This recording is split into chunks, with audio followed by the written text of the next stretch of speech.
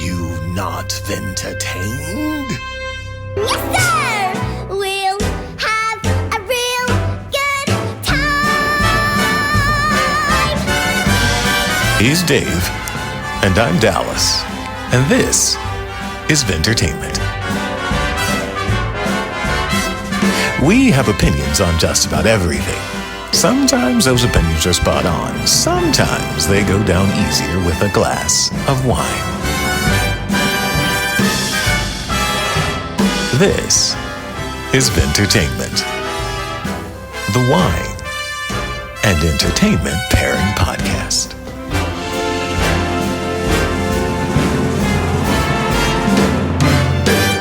Welcome back, everybody, to part 2 of our epic discussion on fake movies within movies. And of course, we are pairing those fake movies within movies with fake drinks from within movies. Now, definitely go back and watch part 1. Or watch part 1, listen to part 1 if you have not done so already. And as this is part 2, and let me reintroduce our special guest in case you are just jumping right into this and you're like, I don't need no part 1. Let's just see what this part 2 is. So great. Today is our very special guest, the man known only as Decarceration.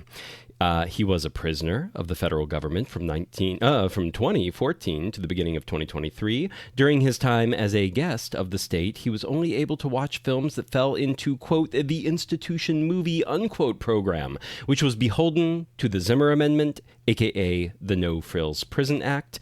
So the incarcerated were forbidden to have R-rated movies or premium cable. Today, he writes a Substack called From the Yard to the Art House, where he reviews the films he missed while incarcerated, focusing predominantly on art house entries, as those were the most absent during his years away, and hence the Substack name. Though he does occasionally stray into mainstream blockbuster nonsense, and happily so, he just reviewed all the Fantastic Four movies in preparation for the new Fantastic Four movies, so, you know, it's not just art house fare there.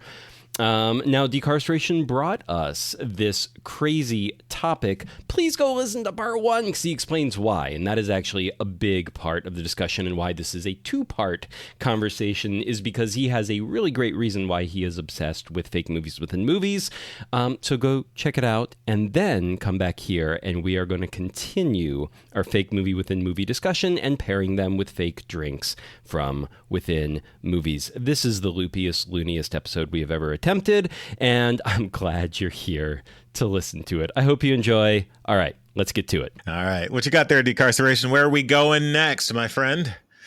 All right, we're going to go to a pretty well-known fake movie.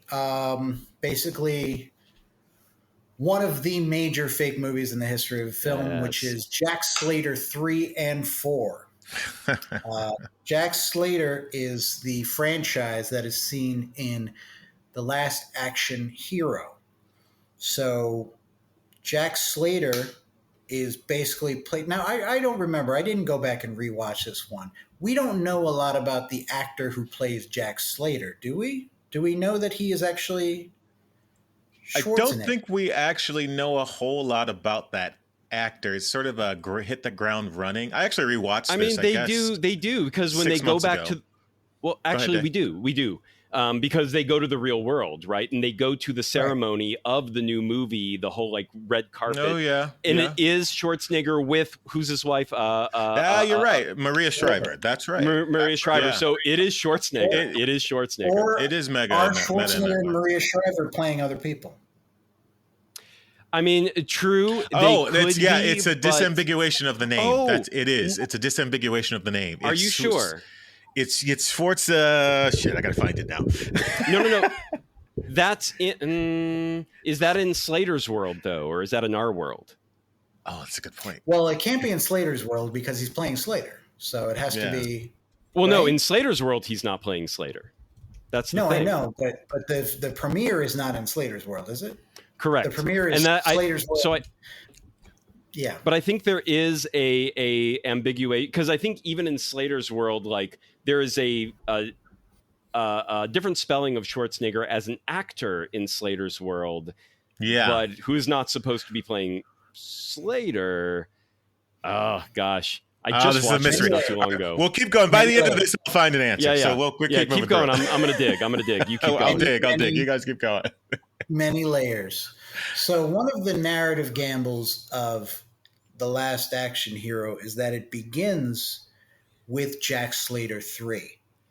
But it does not tell you that you're watching Jack Slater 3. So because it begins in medias res, you assume that you're watching Last Action Hero. And so the trick is to make Jack Slater 3 feel as much of a real movie as possible, which is what they do to the point where, I think it's maybe like 5 or 6 minutes in where you realize things are a little bit off. This feels a little off brand.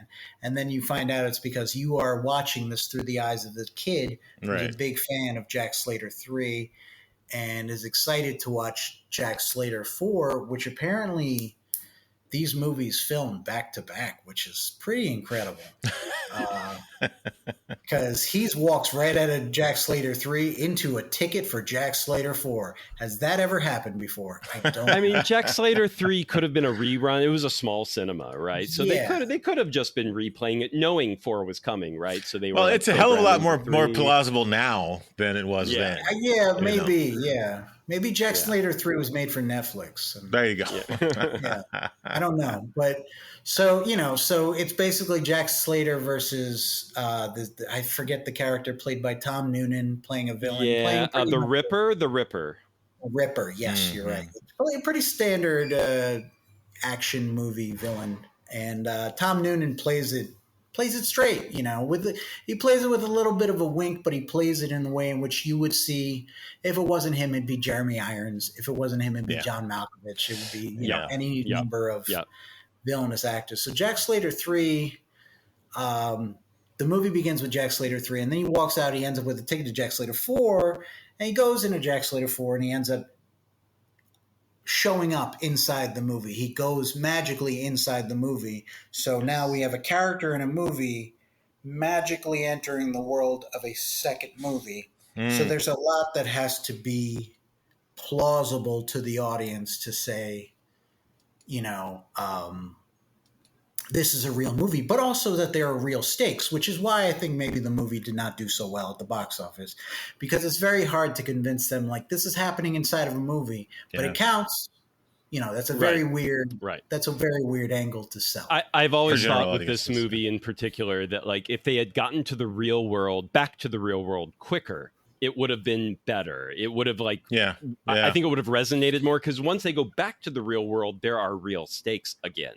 All of a sudden, and that's where most of the fun even happens when they're in the fake world, and it's like more than a third of the movie is in the fake world. They really take their time there, and I'm like, that it's fun, but it's not, the novelty wears off pretty quick, and then you're like, okay, and we're just in a cartoon world and doing kind of nothing while we're in this cartoon world. That's not the best. So it's difficult because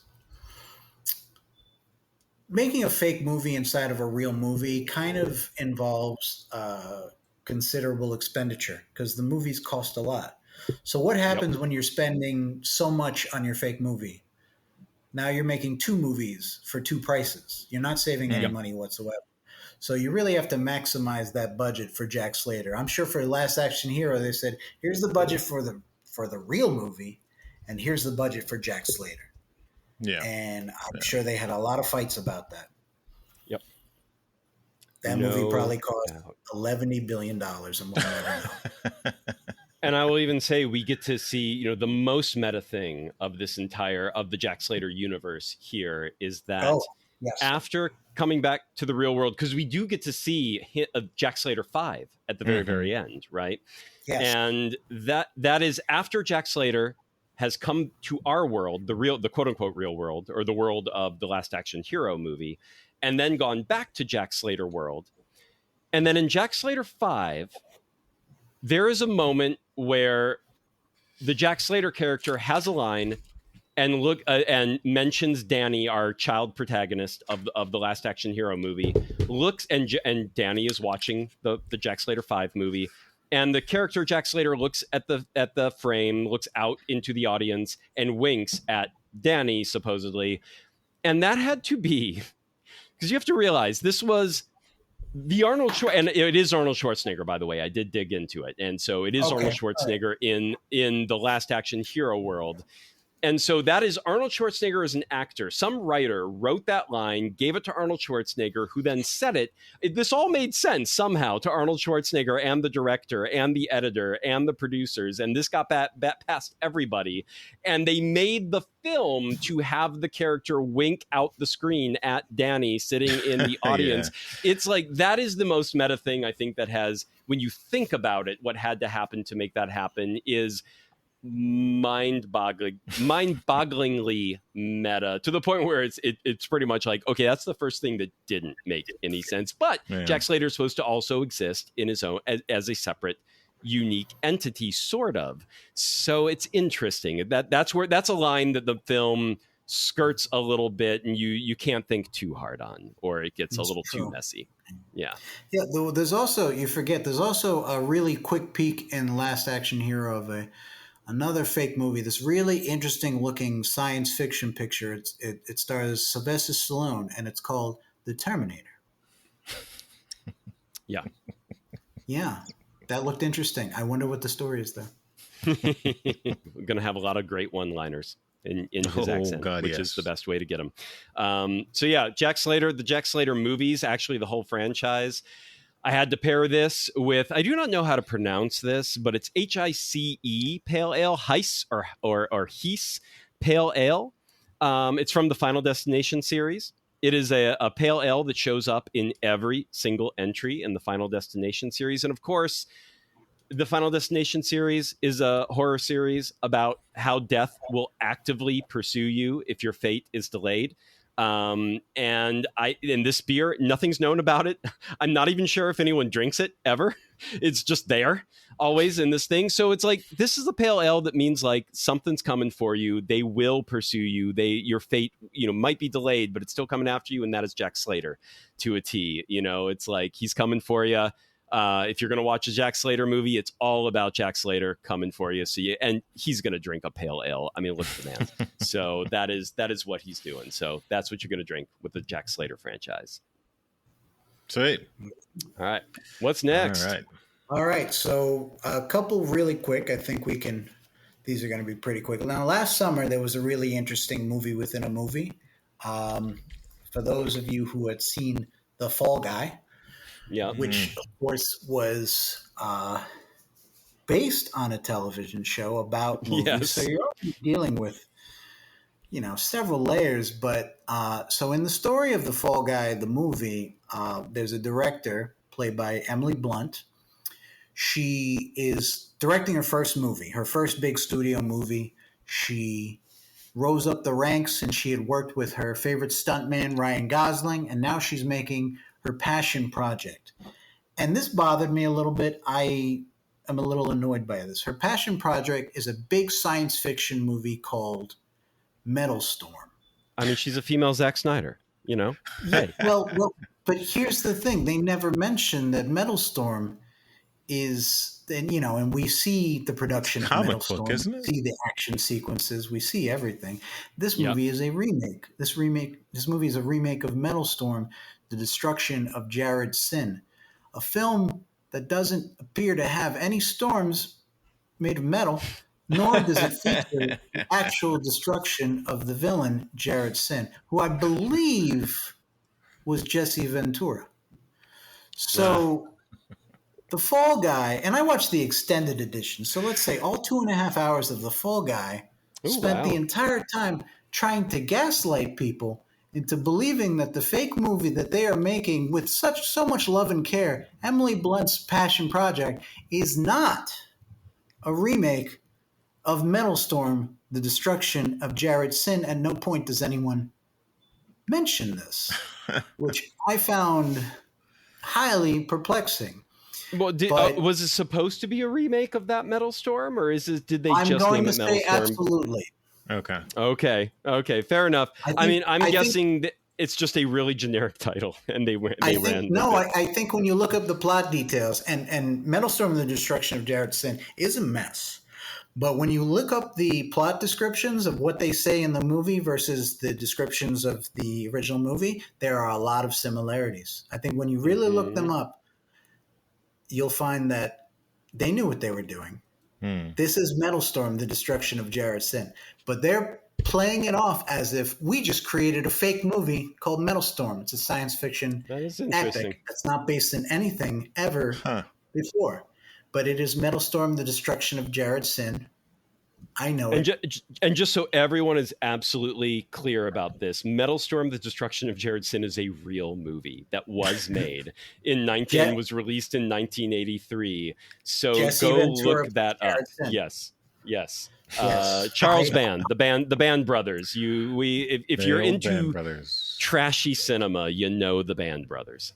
When I remade. When I was working on my fake movies, I did a remake of Metalstorm: The Destruction of Jared Sin, so I understand why they would. I get it. My version was starring John Cena, and Jared Sin was Winston Duke from the Black Panther movies. Wow, That's good casting. I Yeah. see that immediately. I think That's it was good one of casting. the John Wick directors who did that. That's good casting. All right. You know, I do wonder if they did that as a bit of a. I think you basically meant to bring this up. I'm just realizing the connection here. But you know, the Fall Guy. The Fall Guy as a movie is one of those things where you're like, why is it based on an IP? It's not based on an IP. You just use the name and the barest of connections to the TV show. The barest of it's about a stunt guy. It's like, thanks. And beyond that, it has nothing to do with the TV show whatsoever. And then The same thing with title- Metalstorm, right? That's true. The title of the Fall Guy is counterintuitive. So when you do a trailer for a movie called The Fall Guy today, most of the people who see the trailer don't realize it's a television movie. Right. And they also say, why is it called The Fall Guy? I don't see anything related to that title whatsoever. And I'm sure film viewers felt the same way in the 1980s when they said, wait a second, why is Jared Sin not destroyed? I think it's similar. I love it. Very much. Love So it. yeah, Metalstorm, for those who have seen Fall Guy, you know, this is Emily Blunt is playing a director who is very much the female. Zack Snyder. Not only is it a remake, but I mean, you watch it, Space Cowboys, the outfits, the style of action is very Zack Snyder, very 300. What the hell is his Netflix series? What is that thing even called? Not series, the movies, the 2 movies he just did. Oh, the Rebel Moon. Rebel Moon. Yeah. Thank you. Yeah, Yeah. yeah. This is how much I pay attention to Zack Snyder. Which, again, by the way, just a sidebar, I was halfway through that film like 6 months after it came out before I realized it was not a fucking Star Wars IP. Yeah, I mean, that was everyone. That was one of the main criticisms of it, right? Is how much it looked like that. But this looks like a Rebel Moon movie. This Metalstorm type of a thing. Yeah, Very generic. It's bizarre to be someone's passion project, but look, these are always Zack Snyder's passion projects, That's and true. Rebel Moon was his. So, I mean, at the end of the day, I'm like, fine. We don't want to believe these types of movies can be someone's true blue passion project. But if Zack Snyder exists, Emily Blunt's character can exist. And so this movie, I paired it. This was not the easiest thing to pair with a fake drink, folks, but this is the best thing I could come up with. And that is the Elsinore Beer from the movie Strange Brew. That Canadian movie starring Rick Moranis. And it is a beer contaminated in the movie in Strange Brew. It's a beer contaminated with a brainwashing drug by an evil mastermind in a plot to control the world. You need to drink that because that's the only way you're going to enjoy watching something like Metalstorm is Nice. Someone has brainwashed you into needing to watch, thinking you want to watch something like Metalstorm.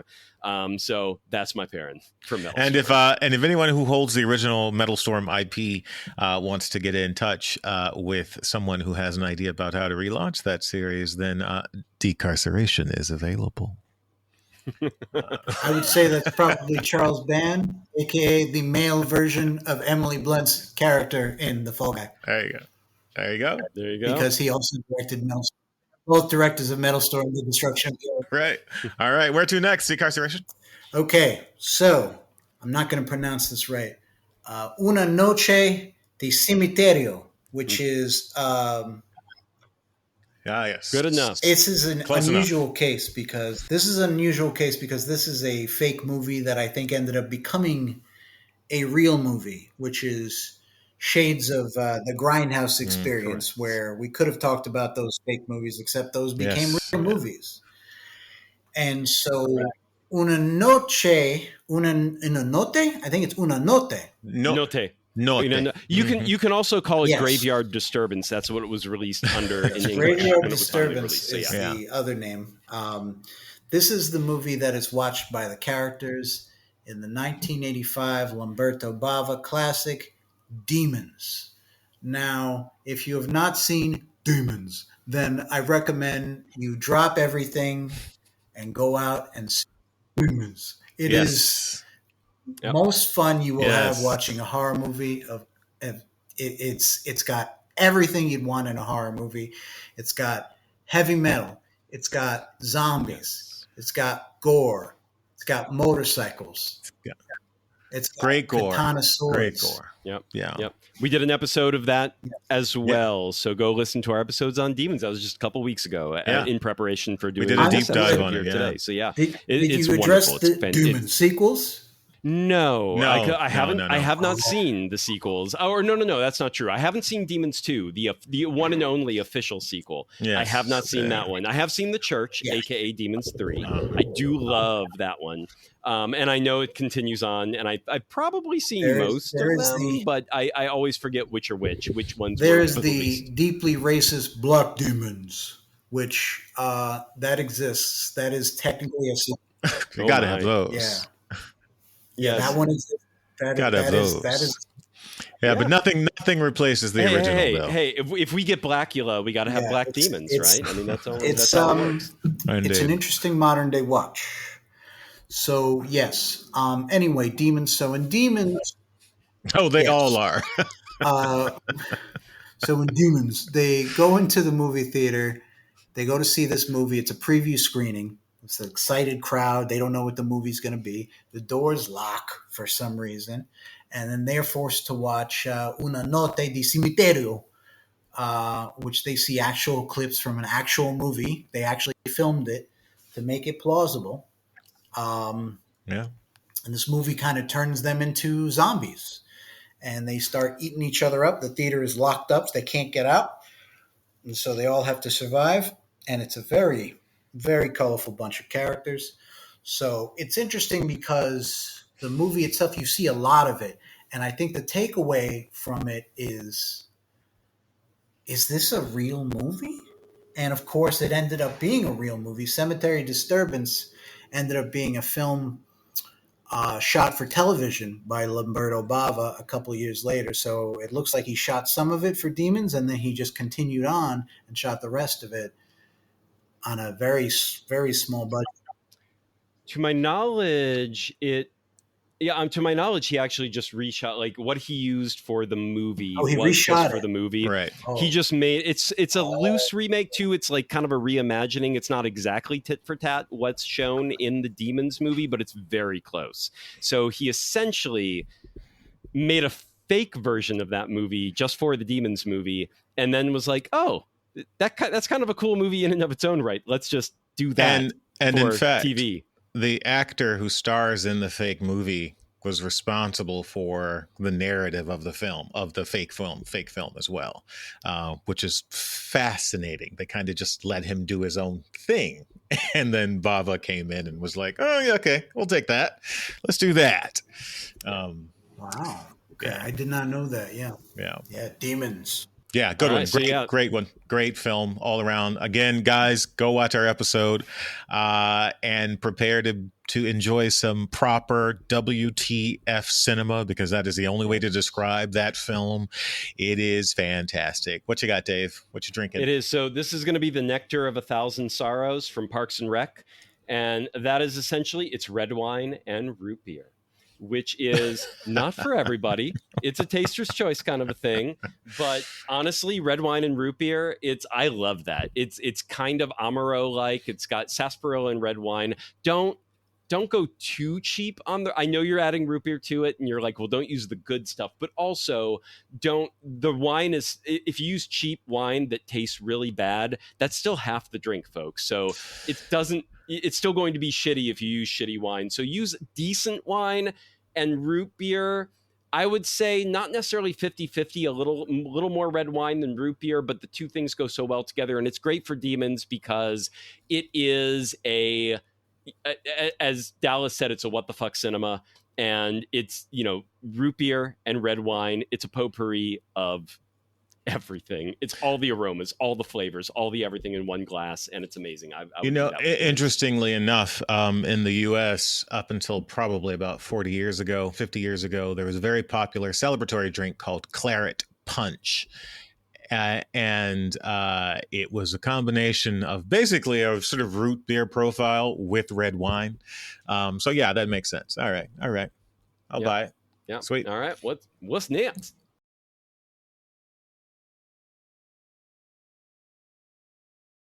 Okay, so let me see. Where were we? Got a couple more left. Yeah. Okay, so right now, so we'll move on now to the filmography of Mr. Rick Dalton, which you mentioned previously. Once Upon a Time in Hollywood. This is one of those things where if you're going to ask anybody in Hollywood to make a fake movie within a movie, it probably would be Quentin Tarantino. Yeah. Probably the guy who'd know what he was doing, which, I think that works as a compliment and an insult. I'm going to choose it as a compliment. But I agree. No, I 100% agree. It's both, because that's not the easiest thing to do. I do think Tarantino, it's a skill, and he's amazing at it. I'm just bored with it. I don't need to watch any more of his movies. I still love his early movies. I will always love them. Yeah. I'm just done because I'm like, okay, man, I've seen everything you got, so I'm good. I don't need to watch 3 more hours. But it's both compliment and an insult. Yeah. Yeah, he. So with Rick Dalton, he's basically creating. This is the character played by Leonardo DiCaprio in the film. He's creating kind of a alternate universe where this guy was a leading man, and it's interesting because actually, this is one of those rare cases where there is a novel. Yes. I'm not sure if you gentlemen have read the novel. No. No. The book goes further into detail into what he wanted to do with Once Upon a Time in Hollywood, which is you think about, you go back to something like when he did Inglourious Bastards, where Inglourious Bastards ends with him, with the characters annihilating Hitler. Spoiler alert. So, oops. So, the movie ends within its time period, but the fact is, by doing that, Tarantino has hugely changed history. And I think the interesting part is for that movie, for that moment when you're offing Hitler, spoiler alert, is that one, you're killing the character in a brutal fashion, which is a shocking thing. But then the audience has to stop and realize, wait a second, everything in this movie could have happened except that. Right. That seems like something that now we're in the realm of fiction, like hardcore fiction. So Inglourious Bastards ends, but the world is different from ours at that point. Yeah. So that's the break point. This entire different world. So in Once Upon a Time in Hollywood, it's actually something similar. They don't go into detail in the book a little bit, but after that story ends, Rick Dalton becomes sort of a cult figure for kind of firing. He gets put on a pedestal by the conservative movement as basically a reaction to the hippie left-wing movement. Yeah. So he actually becomes a major historical figure, and that's not in the movie, but in the movie they lay the groundwork for that by showing the types of movies that he does and the subtle grievance that he has about what he's become. Now he has to play villains. Now he's older. He has to play smaller roles. He has to do television.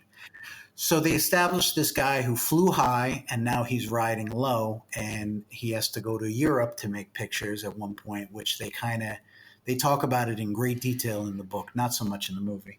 So a couple of the different movies he makes, he's known for Westerns. So a couple of the different movies are, I noticed they were Westerns: Nebraska Jim, Red Blood, Red Skin. They all sound like they'd be plausible. Comanche Uprising. And he goes to Europe and he makes some sort of car movie, which I had a poster for this in prison. I had a subscription to Total Film, which no longer publishes physical anymore, and they sent me a poster for Operación Dynamite.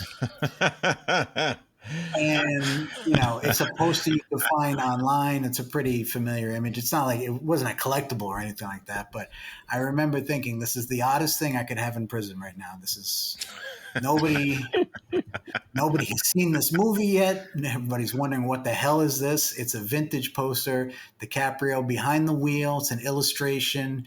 Operazione Dynamite. So, the main movie that they go back to, though, for dramatic purposes in Once Upon a Time in Hollywood is The 14 Fists of McCluskey, which people talk about. They say, oh, I love that movie. I love that movie. It's a war movie. And you see sequences from it that seem very much era appropriate. Tarantino really did his homework to create this movie, The 14 Fists of McCluskey. And this seems like a pretty exciting pulp war movie. One guy against a whole army, killing Nazis, murdering them. And there's a couple of fake movies within the movie, but my favorite happens to be 14 Fists of McCluskey, particularly because the key weapon he uses in this movie is a flamethrower. And it is a real flamethrower. And within the movie of Once Upon a Time in Hollywood, it is Chekhov's gun, if you know what I mean. Yep. So if you haven't seen the movie, I will leave it at that. But anybody else who's seen it, they know what I'm talking about. Yeah. I've heard of the ending, so yeah. It's a crowd pleaser, that flamethrower. Yeah, it really is. It's a crowd pleaser. It's a crowd pleaser. All right, So on that note, I would say for Rick Dalton's filmography, I mean, look, especially his Westerns, and he had the Westerns. He had a couple movies that were obviously like Steve McQueen of that era, of that time. But, it's your basic, like, I paired this with something called Funky Juice from the 30 Rock TV show, which is, we just did red wine and root beer. Now it's white wine and Sprite or 7-Up. And that is red wine and root beer. You're going to love it or hate it. It's going to be divisive, not white wine and Sprite. That is just good. That is just, it's easy. You know exactly what you're getting.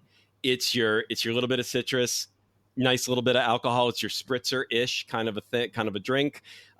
It's got the sugar from the sweetness from the soda. And I'm like, that sounds like Rick Dalton's filmography. You watch one of those Westerns, you watch one of the Steve McQueen movies. It's like, you know exactly what you're getting. You're going there, you're getting that pulp adventure, and you're out and you're done. And I'm like, perfect. No surprises, no nothing. It's nice. It's pleasant. You didn't go to see that movie because you expected anything else. And you got what you got. And so it's Delamite. Yeah. Love it. All right. What's next? Incarceration. Okay, we're winding down to the end here. Now, the next one is one I really, really enjoyed. This is a very small movie. This movie is called The Equestrian Vortex. What a title. I love this title so much. This is in the movie Berberian Sound Studio. This is a very small movie about a sound engineer who goes to work for this low-budget giallo film in the 1960s, 1970s, I'm not sure. Mm-hmm. And so the Equestrian Vortex is meant to be a movie. I mean, it doesn't fit the classical definition of giallo. I might be misappropriating the term in this case. I believe it is about a coven of witches who run a equestrian camp for young girls. So they're trying to turn these girls who ride horses, these horse girls, into witches. And so there's an element of the occult. And I don't think we see a lot of the movie, but the point of Berberian Sound Studio is that we hear the Equestrian Vortex, because this is about this character trying to working with different people to try to create the sounds of a horror film of that era. The sound of a head being squished, the sound of galloping horses, the sound of screaming witches, all to be used within the movie. And so it is, it's a spooky movie, but it's a loving tribute to the people who have to, create the effects, create the oral effects, the sounds of these types of movies. And of course, the Equestrian Vortex ends up slowly starting to warp the mind of this man, played by the excellent British actor Toby Jones. And so it's very good casting, because he's very unassuming presence of a guy. He's not your typical leading man. So you don't know whether to expect horror from him, or you don't know whether to be scared for him. You don't know if he's going to become the victim or going to become the killer, as this movie kind of warps his mind. So the Equestrian Vortex sounds like a hell of a movie.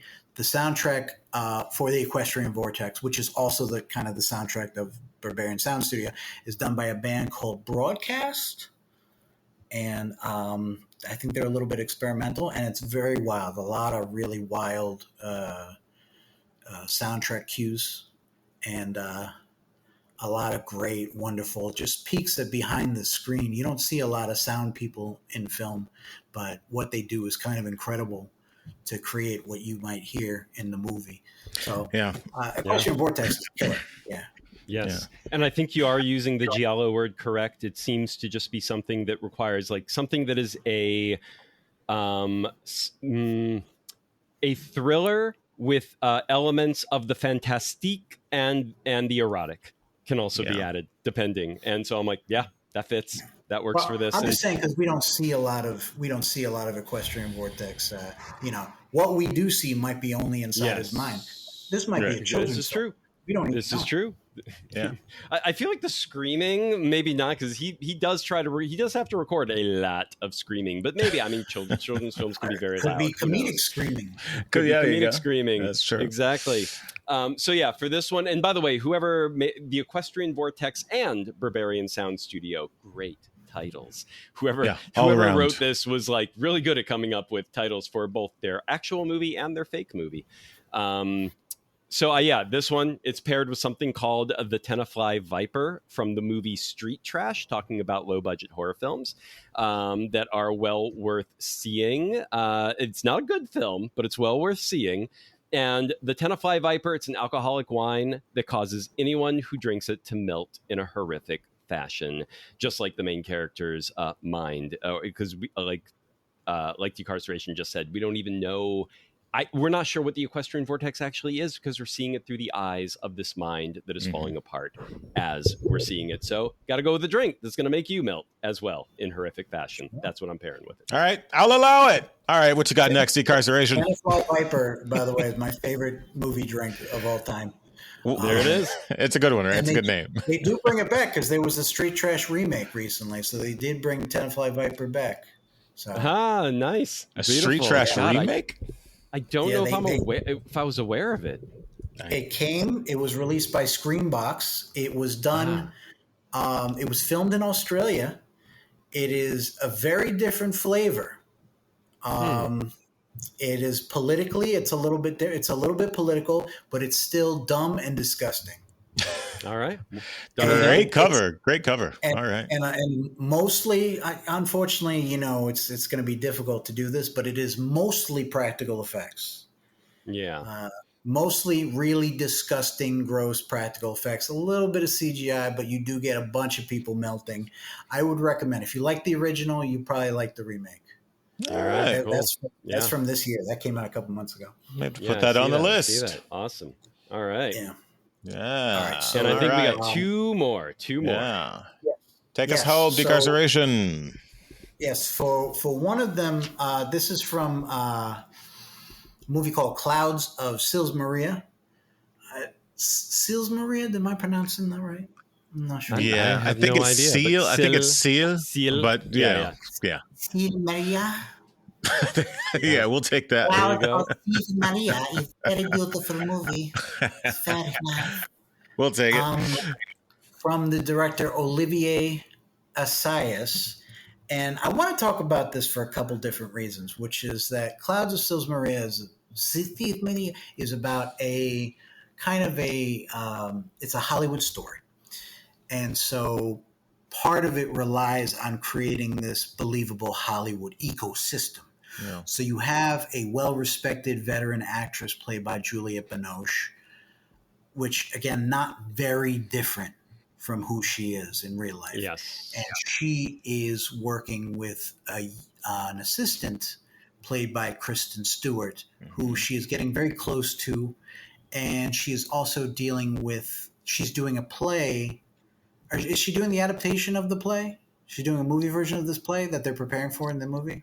I think it's actually just the play. The play. that So she's they did supposed to be doing. a film Yeah. version years ago and the play, but they're doing a play now. And Yes. she's playing the old Yes. person. Yeah. So Chloe, she used to play the younger role, and now she's playing the older role. And Chloe Grace Moretz is playing the older role. I mean, the younger role. Mhm. And now, at one point, she's an older actress. She goes to research. She goes to research Chloe Grace Moretz's work. Her name is Joanne, I think, or something. And she sees her in an extended sequence in the movie, which Olivier Assayas filmed a science fiction sequence, a science fiction movie taking place in some spaceship. I don't remember what the title of that was, but a lot of attention to detail. There is as they come out of the theater, having watched it, I know it's a joke title, but the poster on the theater, and it had Chloe Grace Moretz's face on it, and it was called Same Shit. Same shit. Okay.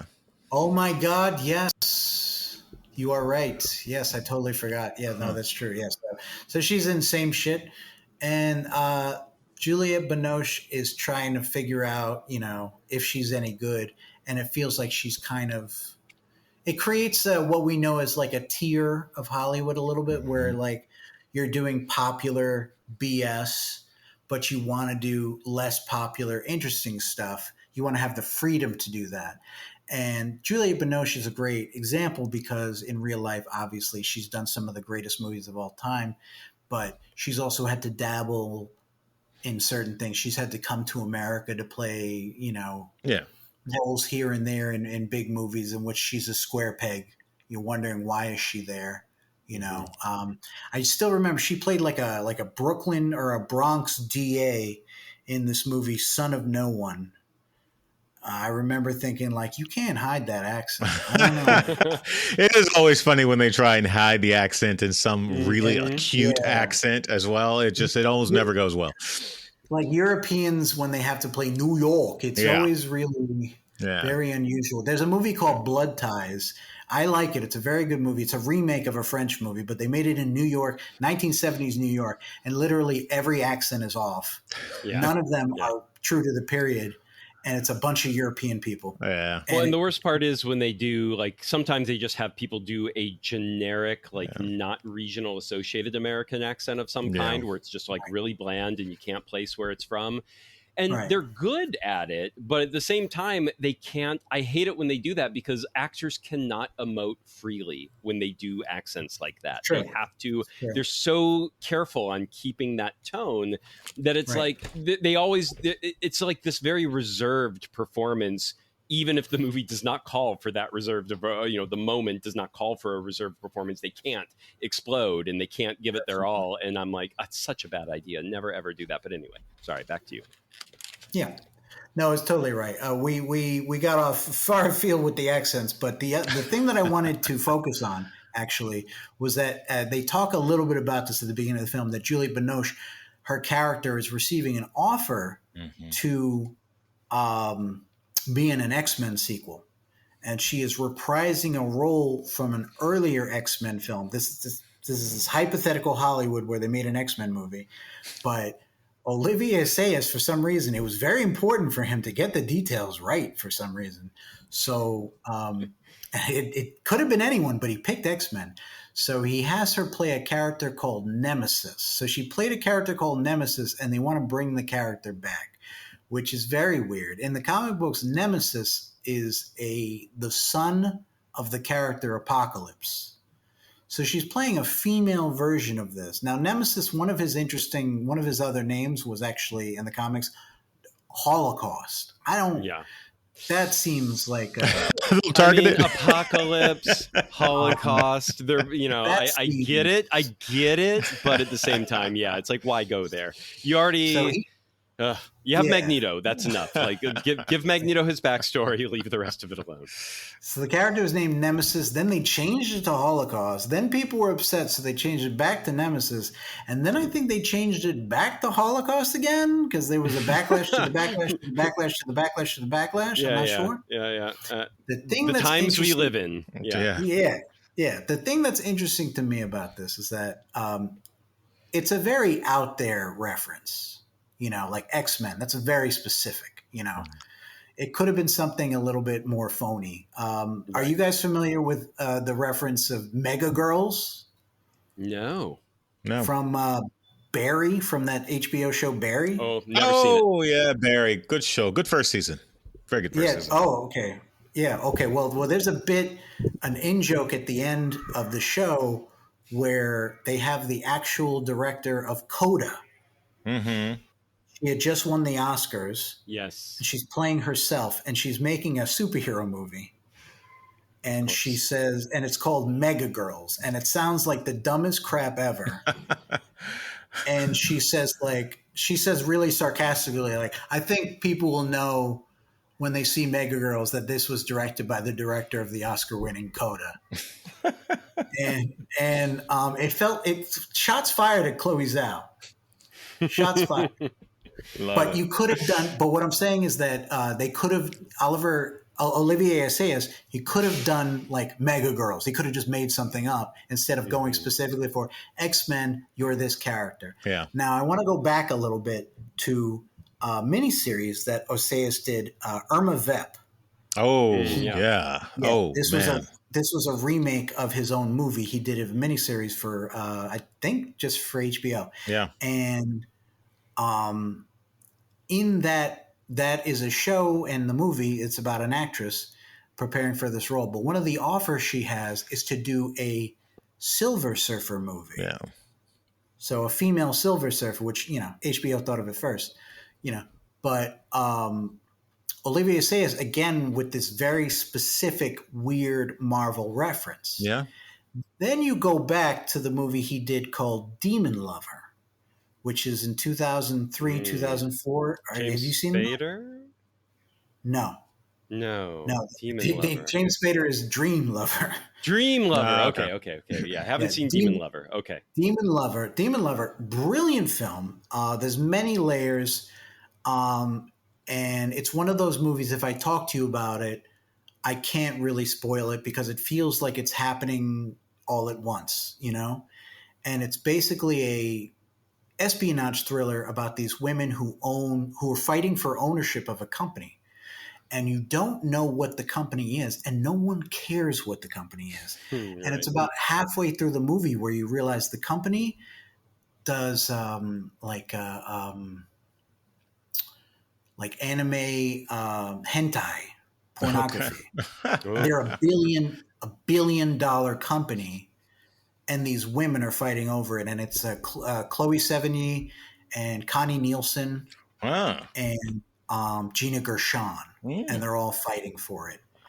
And it's very French. And there's a point where one of the characters is captured and dressed up in a sex dungeon, where it's the sort of thing where they're going to be tortured, and I think she's dressed up as the Phoenix character from X-Men. Comics accurate. I can't believe they didn't get sued. Phoenix costume. This guy really has something about Marvel Comics that I can't figure out. Lots of creators do. Lots of creators do, man. I feel like these references are very legally dangerous to make. and he keeps making them. It's a very weird impulse. So Clouds of Sils, I was surprised to have so much conversation Interesting. in this movie. Yeah, Irma Vep. X-Men. Irma Vep was conceptually just fantastic. Just really conceptually fantastic. So, and you're right. Yeah, that stuff does work. I've seen 3 of his things, and it does. That Marvel sort of reference He's got a thing. It's there. And, you know, he's interested. One of the funnier elements now watching it today, there's a director character who shows up near the end of the movie of Clouds of Sils Maria, and it's Brady Corbet. Corbet. I think he was Corbett back then. Now he's Corbet. Corbet. But this is obviously a long time before, you know, he was still vaguely considered an actor at the time. Right. But he was probably already trying to, you know, angle for becoming basically what he plays at the end of this movie, right? As that sort of I need somebody to play director. I need somebody to play a fake filmmaker. Hey, how about you? He's like me. I'll fake it till I make it. That's what I'm doing right now. Hey, welcome to Hollywood, baby. Welcome to Hollywood. And can we get Corbett for this movie? We can get Corbett. Corbett. Might be tough, but we could get him. I do wonder, because those fake movies, because he's always doing those costumes and those names as parody, right? As what do they call it? I think it's parody, right? So I think legally it's kind of okay, because you're plainly not making a serious attempt at a superhero movie. It's just a piece within a larger piece that is a parody of another thing that kind of exists.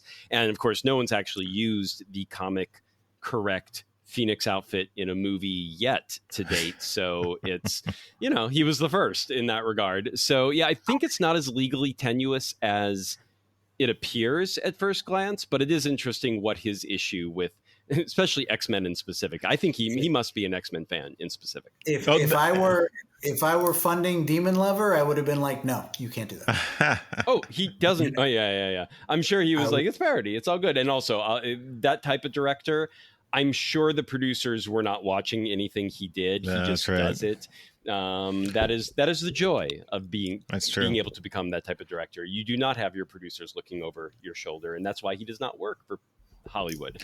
Ask for forgiveness, not for permission. Yes. Demon Lover, by the way, I just want to say really quick, everybody should see that. It's a really, really great movie. Soundtrack, the score is by Sonic Youth. Very cool. Oh, wow. Oh, very cool. That is very cool. Right. Very cool movie. All right. Sweet. So yeah, same shit and the X-Men ripoffs in Clouds of Sil Maria.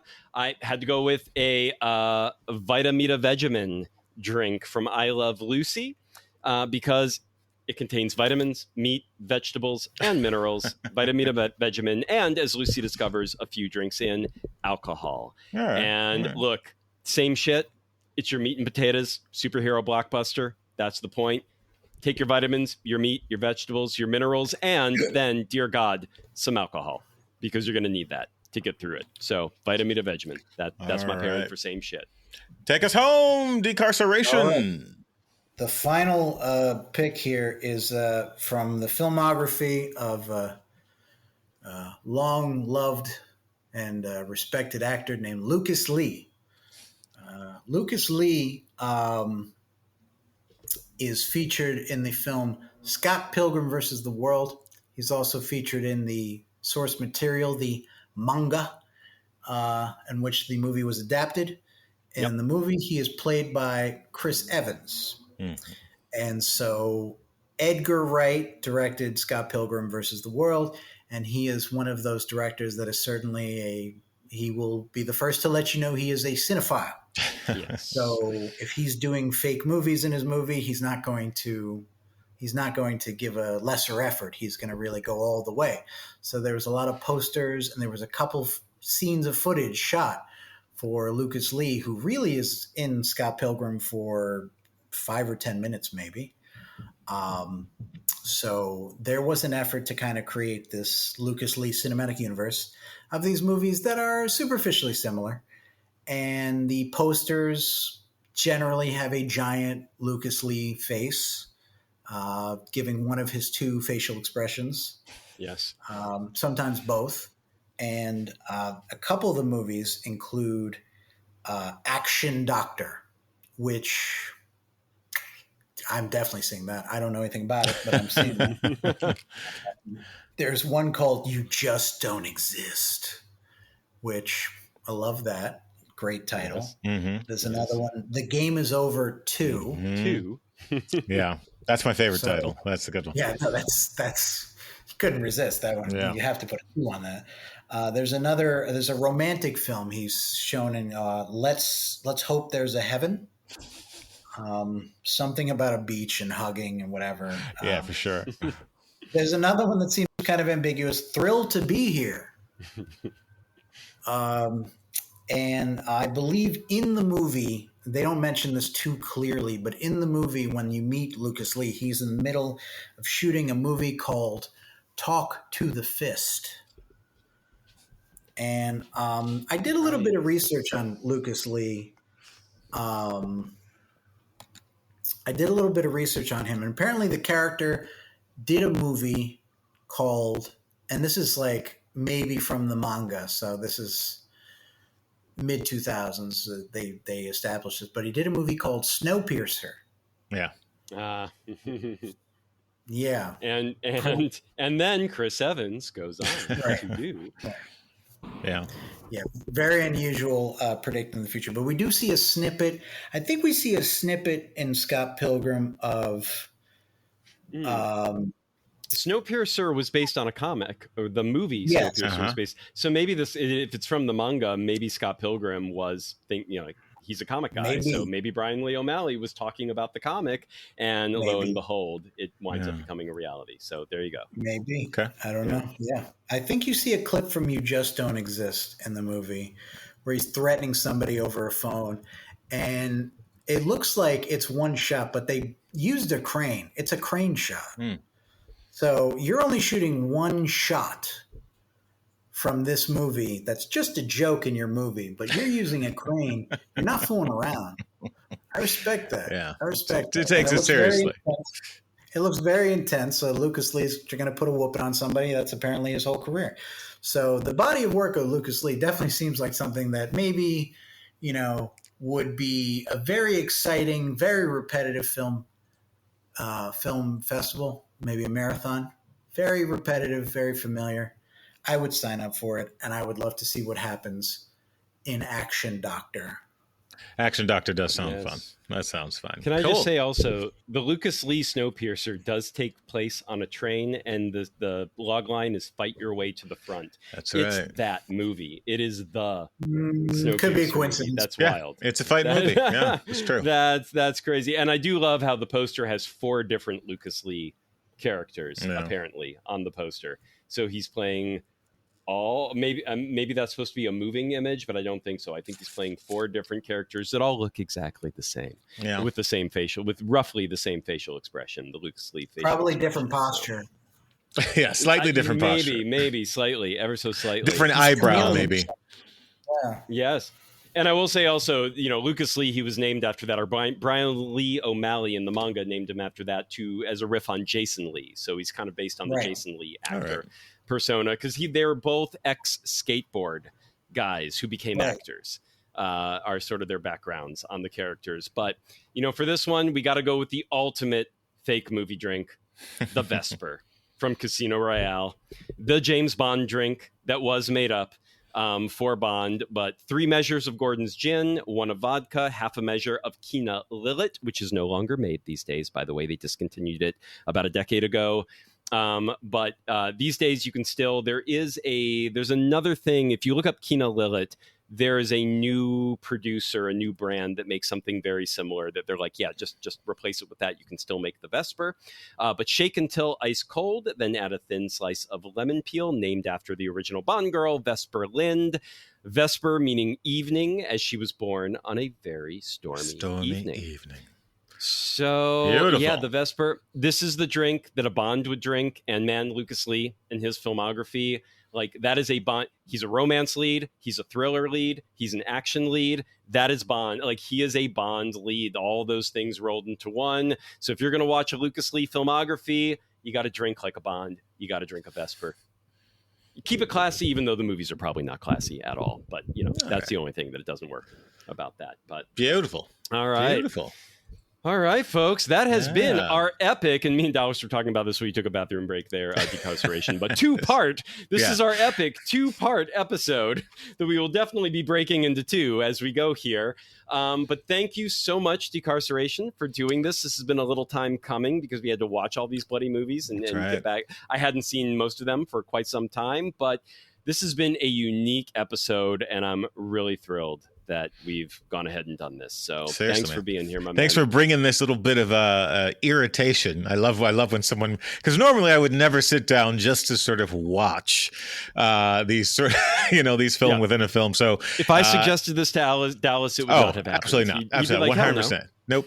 So yeah, good on you, Decarceration. Bringing us the tough stuff. Good stuff. I'm glad I made you do homework. I'm very happy about Yeah, that. indeed. We did a little Amen. homework this time. All right, everyone. Thank you so much for listening. As always, please do our little extra here, as we always have to do. So please make sure to hit that follow or subscribe button. It helps this podcast grow, reach new listeners. Also, please make sure to recommend us to a friend or family member, whoever you think will like deep dives into different forms of entertainment and wine. If you think they're going to dig either of those two things or the combination of those two things, especially, good God, no one else is doing this shit. So make sure they know about us. And don't make us market. Recommend. Go do word of mouth. Do the work for us. We don't want to market. We hate marketing. So do that work for us. Recommend it to someone you know and love, or a complete stranger. Honestly, we don't care. Or even someone you and they may love it. yeah, absolutely. And as always, also make sure to check us out on Substack. Oh, by the way, our special guest today, Decarceration, is also on Substack. So He is. once again, he writes From the Yard to the Art House on Substack. What is your URL there, Decarceration? Shout that out for our listeners. All right, it is FR. Oh, That is from the yard to the from the yard to the art house. From the yard to the I art wasn't house. sure if there.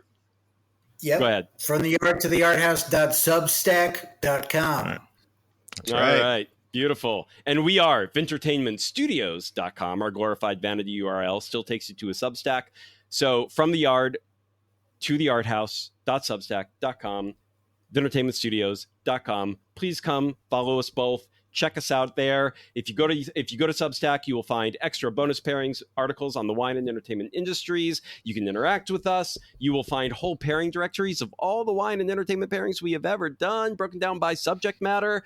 Those are only available to paid subscribers, though, but you can become a paid subscriber for just $2 a month or $19.60 a year. And if you really have some money to blow, my God, you can become what Substack calls a founding member, what I very cleverly decided to rename our producers. Get it. So you can become a producer and get a shout out on every episode. So special shout out to all three of our current producers. Number one, Jessica Mason, horror novelist and graphic novelist extraordinaire. Jessica is on Substack as well. You can find her on monsteroftheweek.substack.com. Also, Kate Rochelle on survivesonwine.substack.com. And lastly, Paul Kalmkiarian of the podcast Wine Talks with Paul K. Go check out that podcast. It is available everywhere podcasts are cast.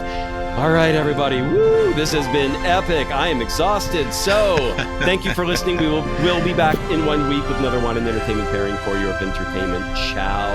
Until then. Later, guys. Adios.